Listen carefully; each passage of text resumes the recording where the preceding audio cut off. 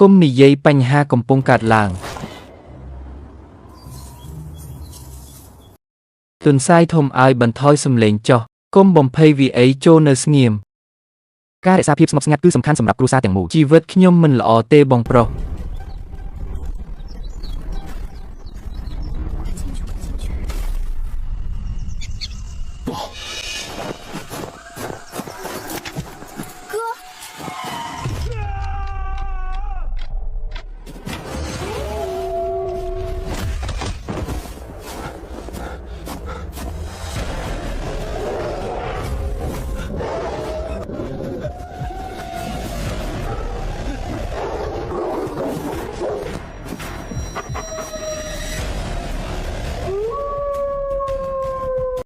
អូយ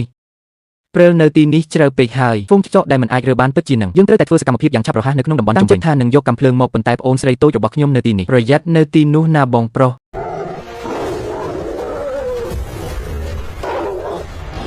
បងប្រុសច្បង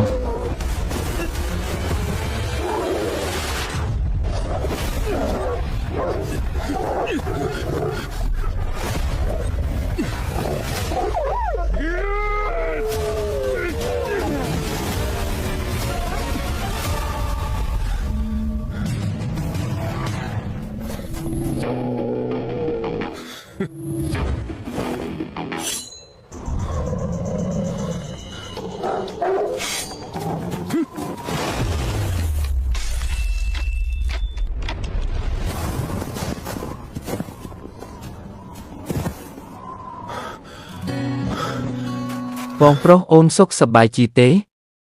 អូនខ្លាចណាស់បងឈួតក្មេងស្រីមិនអីទេ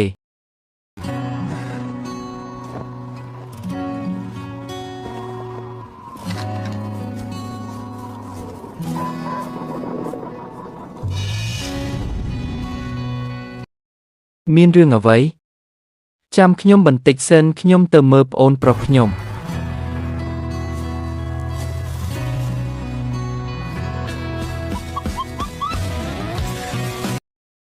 ថ្ងៃនេះពិតជាថ្ងៃដ៏រីករាយណាស់បងប្រុសសត្វក្តានធំមួយមែនវាធំនៅពេលយប់អូនស្រីរបស់ខ្ញុំបានចំអិនសាច់មួយឲ្យយើងញ៉ាំលីហើយយកចកទៅជាមួយអ្នកត្រឡប់ទៅផ្ទះវិញក្នុងសម័យកាលដែលមានលុយនិងសម្បត្តិនេះ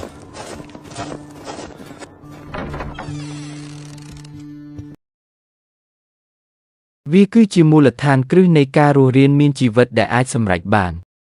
ទុកឲ្យតែចកនិងខ្លាឃ្មុំ4ក្បាលទោះបីជាខ្ញុំខ្វាក់ភ្នែកក៏ដោយខ្ញុំមិនខ្លាចផ្ទះប្រភេទនេះទេមានតែមនុស្សទេដែលអាចទទួលបានការពិតសុវត្ថិភាព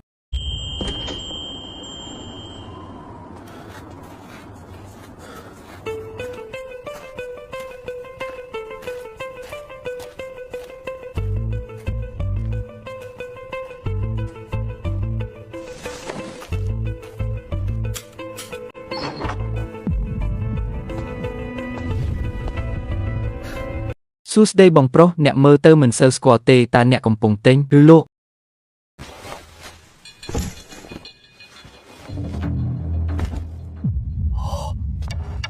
ស្បែកល្អម្ល៉េះស្ថានភាពល្អឥតខ្ចោះស្បែកចកគឺកម្រណាស់មានស្នាមបន្តិចនៅលើតំបន់កញ្ចឹងចំណុចខ្វះខាតមួយ12បំណែក12ដុំយុវជនឲ្យនោះជាសត្វតោវាជាការបើកដ៏ធំមួយអតិបរមា8បំណែកមិនអីទេ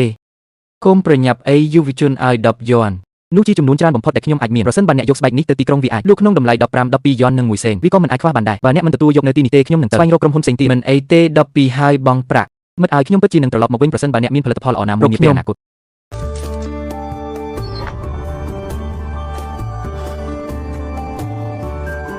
ចំនួនទឹកប្រាក់នេះក្នុងសម័យកាលនេះវាសំដៅទៅលើចំនួនទឹកប្រាក់ដ៏ច្រើន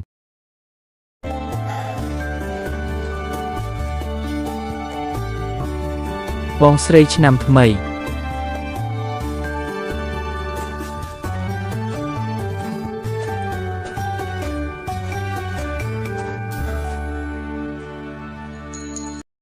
្អូនស្រីខ្ញុំប្រហែលជាចូលចិត្តវា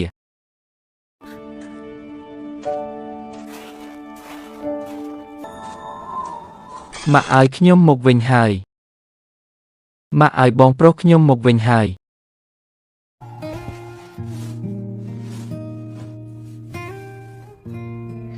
បងស្រីឲ្យលឿនឡើងនេះជាផ្ទះរបស់យើង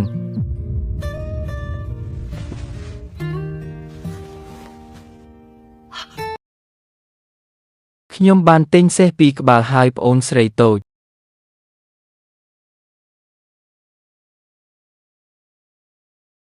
ក្រណាត់កប្បាសថ្មីនឹងមកដល់ឆាប់នេះគ្រួសារមួយត្រូវការសម្លៀកបំពាក់ថ្មីមួយឈុតនៅមានថ្នាំរបស់ម្ដាយខ្ញុំទៀតកូនល្អរបស់ខ្ញុំ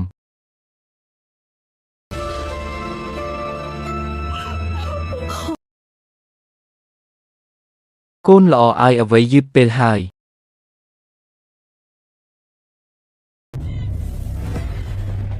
ម៉ាក់យើងពិតជាយើងត្រូវចូលទៅក្នុងព្រៃជ្រូកព្រៃនេះខ្ញុំបានឮថាមានស្ដេចជ្រូកនៅទីនេះដូចកូនគោដែលវាអាចរុញបានបើអ្នកខ្លាចដួលដើមឈើធំចូលត្រឡប់ទៅផ្ទះវិញទេខ្ញុំមិនខ្លាចទេខ្ញុំនឹងប្រយុទ្ធជាមួយអ្នកហើយមើលដោយវិនិច្ឆ័យពីដានវីយ៉ាងហោចណាស់ឆ្មា300ក្បាលបានធ្វើការងារនេះរបបអាហាររបស់គ្រួសារមួយសម្រាប់រយៈពេលកន្លះឆ្នាំគឺ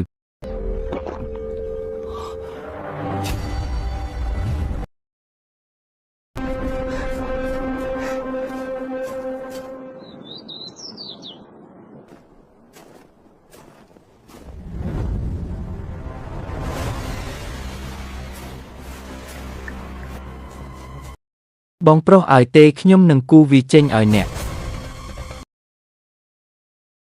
លាក់ខ្លួននៅចំហៀងដោយប្រាស់មកបបាញ់ការសម្លាប់ឧបសគ្គរបស់គាត់គឺរហ័សនិងងាយស្រួល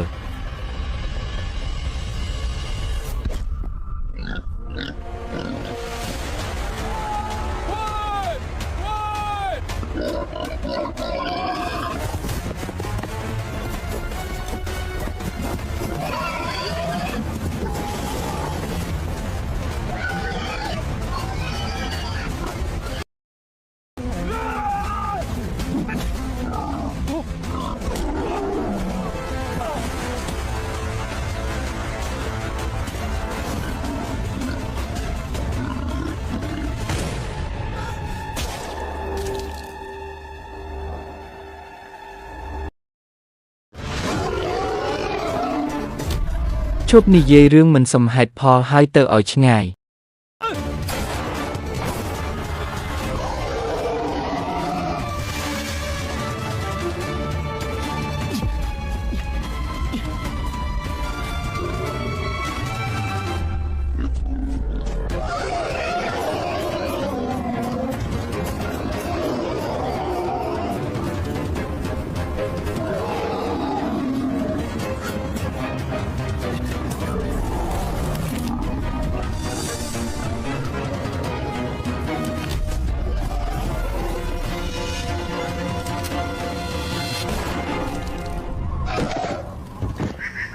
យើងនឹងដឹងឆាប់នេះថាតើវាពិតឬអត់គាត់ត្រឡប់មកវិញហើយមីងត្រឡប់មកវិញហើយគាត់ភ្ញាក់ពីដំណេកហើយ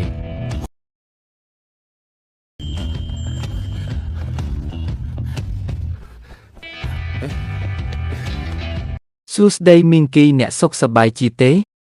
អស្ចារ្យណាស់មីងគឺតាជ្រូកនោះនៅណាបានស្លាប់នៅក្នុងការប្រយុទ្ធពិតប្រាកដរបស់ឆ្កែឲ្យគាត់អួតបើគាត់ហ៊ានជ្រូកនោះធំពេកយើងត្រូវរកច្រើនមនុស្សឲ្យចូលមកជាមួយខ្ញុំដើម្បីដឹកអ្នកនិយាយថាអ្នកបានសម្លាប់ដោយខ្លួនឯងស្ដេចជ្រូកដ៏ឆ្មើងឆ្មៃឲ្យតើអ្នកជារបស់យើងមែនទេពួកគេជាកុមារអាយុ3ឆ្នាំមើលគាត់ទៅគាត់ខ្លាចជ្រូកព្រៃណាស់គាត់រត់ត្រឡប់ទៅកុហកវិញព្រោះគាត់ខ្លាចបើអ្នកជឿចូលមកជាមួយខ្ញុំបើអ្នកមិនជឿចូលនៅប៉ុន្តែតើអ្នកណានឹងលើកជ្រូកនោះអ្នកណាដែលត្រឡប់មកវិញនឹងទទួលបានច្រើនជាងសាច់20ផោនប្រហែល20ផោនចូលយើងរៀបចំមនុស្សមួយចំនួនហើយចូលយើងទៅពិនិត្យមើលថាតើវាជាការពិតឬអត់សេចក្តីរីករាយដ៏អស្ចារ្យគឺជាការខ្លាំងៗហើយវាក៏បានធ្វើឲ្យគាត់បានស្លាប់ហើយខ្ញុំមានអារម្មណ៍ល្អចំពោះវាចាំមើលថាតើគាត់អាចខ្លាយជាម្នាក់នោះបានឬអត់ជ្រូកងាប់មិនអាចខ្លាយជាមីងគឺបានទេ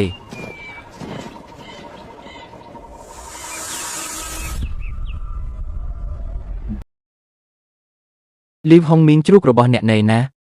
ខ្ញុំគ្រាន់តែនិយាយថាឯងបានផ្លុំស្នែងឯងហើយជ្រូកងាប់ហើយវានឹងរត់គេចខ្លួនដោយខ្លួនឯងហើយមិនបង្កគ្រោះថ្នាក់អ្វីឡើយយើងបានធ្វើដំណើរឥតប្រយោជន៍ដើម្បីជួសជុលលោកការពិតដែលថាវាមិនរឹងទាំងស្រុងបង្ហាញថាជ្រូកព្រៃជ្រូកត្រូវបានអូសចេញទៅមិនយូរប៉ុន្មានទេតើអ្នកណាហ៊ានលួចពីពួកគេហ៊ានលួចជ្រូកព្រៃទម្ងន់300ផោន ចៅមិនបានទៅណាឆ្ងាយទេហើយចង់ស៊ីសាច់មកជាមួយខ្ញុំតើអ្នកណាមានរបស់របររបស់ខ្ញុំអ្នកមិនអាចយកម៉ាក់ទៅបានទេ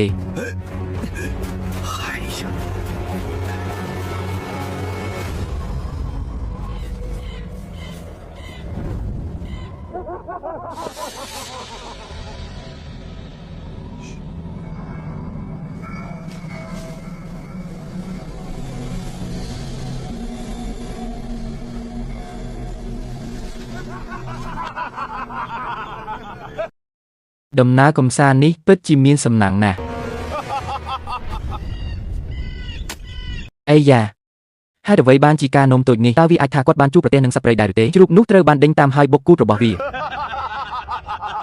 បងប្រុសច្បងជ្រូកព្រៃងាប់ប្រញាប់ឡើងហើយដឹកនាំផ្លូវ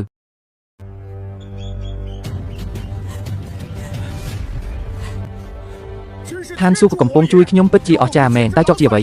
ពួកគេគ្រាន់តែអូសជ្រូកត្រឡប់មកវិញហើយគេបើកភ្នែកប៉ុន្តែមិនដឹងថាវាជាភ្នែកមួយណាទេមនុស្សល្ងងបានសម្លាប់ស្តេចជ្រូកនេះវាជាកិច្ចព្រមព្រៀងល្អចាប់តាំងពីវាធ្លាក់ចុះយើងនឹងយកវាមកវិញពេលក្រោយណាបងប្អូនតោះញ៉ាំសាច់ជាដុំធំឬជាក្រុមក៏បានអ្នកមានសំណាងណាស់ឲ្យព្រះជាម្ចាស់ឲ្យ